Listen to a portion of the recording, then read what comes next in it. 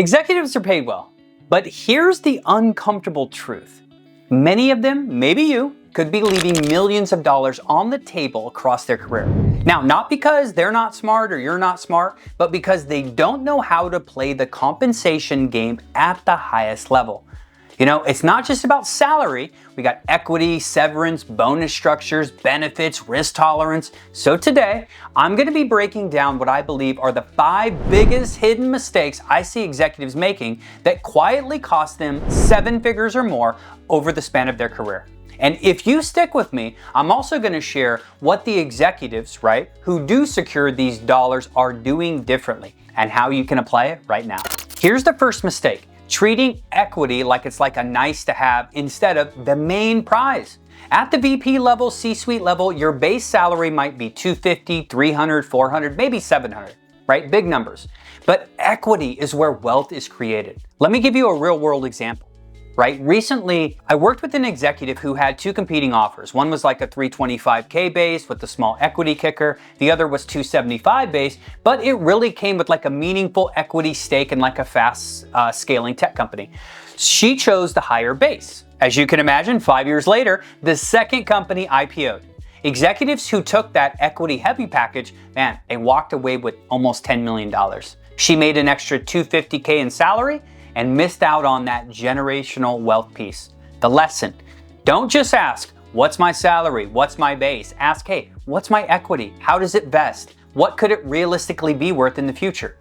Now, even if you're not in tech, this applies. Whether you're in manufacturing, healthcare, logistics, many companies are using equity as leverage. And here's the thing, if you don't understand equity terms, vesting, cliffs, acceleration on change of control, strike prices, you're not negotiating like a top executive. And really, that lack of literacy can easily cost you 7 figures or more. Number 2, accepting weak severances. Man, the second mistake, stick with me. Executives ignore these severance agreements when negotiating their offer. Many people get like 6 months if they're fired. Here's why that's a disaster too. Like statistically, most executives, you will be forced out at some point. Mergers, acquisitions, board shakeups, private equity roll-ups. It happens to almost everyone. It's probably already happened to you. But very few executives treat severance as a part of their negotiation. They get blinded by the signing bonus or the salary. I've had a client who was a VP of operations who was let go after an acquisition. His severance was 3 months. Another VP in the same company had negotiated 12 months plus accelerated equity vesting. The difference between them? About $700,000. Same role, same company, different foresight. So here is the point. Severance is not just like about protecting your downside. It's about buying yourself runway. 6 to 12 months of guaranteed income and healthcare. It actually gives you breathing room to land your next role without desperation. Because without it, what's going to happen? You're going to be cornered. And if you're signing a leadership offer letter and not asking about severance, you're making $1 million mistake. Now, the third trap is ignoring the bonus structure. I see this consistently. Executives put like all of their energy into the base salary. Man, that's like the weakest thing you can do. And treat the bonus as like something nice. But bonuses are flexible and they compound over years. You know, we've had one client who moved from a director role to a VP role. The base salary went from $220 to $250. I mean, not bad, but the real win, right? We pushed his target bonus from 20% to 40%. That was an extra $100K per year. Over the next 5 years, that's $500,000. Significant. And that's before considering accelerators, multipliers, or long-term incentives that stack on top of bonuses. Here's what most executives just don't realize. Your bonus target says a lot about how the company values the role. If you're capped at 20%, while like peers at the same level are achieving 40 to 50%, the company isn't viewing your function as strategically critical. So what do? What percentage of base is standard for this level here? What does it take to hit 100% payout? What about 150%? Right? Push for upside potential, not just what's the minimum target. Number 4, ignoring benefits like retirement, deferred compensation, things like that. So many people ignore the fine print, and that fine print often adds up to 6 or 7 figures. Let me give you a couple examples of some things I'm talking about. Enhanced 401k matches, deferred compensation programs, executive healthcare coverage. Sometimes it's even car, housing, or relocation stipends.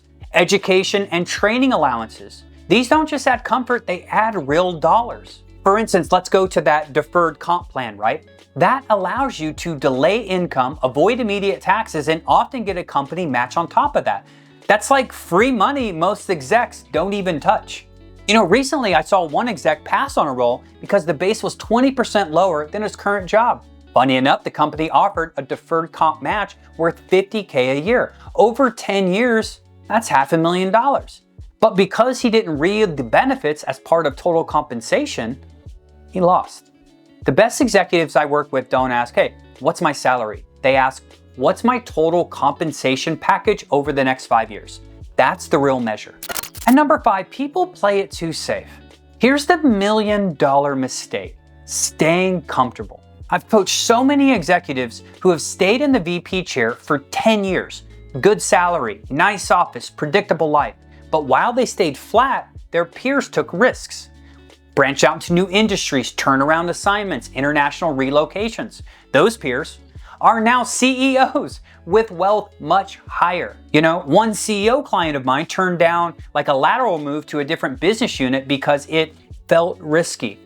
Now, the person who took that role, 2 years later, promoted to president. The difference in comp over time, easily $2 million. The danger isn't in just failing, it's stagnating. Playing it safe at the executive level quietly drains your net worth. So let's recap real quick about these $1 million mistakes so you don't make them. Undervaluing equity, accepting that weak severance package, poorly negotiating, our sign-on bonus, ignoring benefits and deferred comp, playing it too safe. If you've made one of these mistakes, don't beat yourself up. It's okay.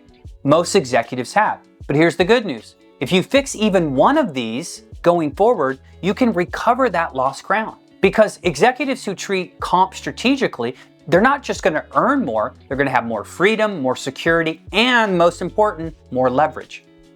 So here's my question to you. Which of these mistakes do you think you've made? Let me know somewhere in the comments below. And as always, if you want help avoiding these traps in your next negotiation, click that subscribe button down below, because the executives who know how to play the money game are the ones who actually get ahead and actually get paid what they're worth.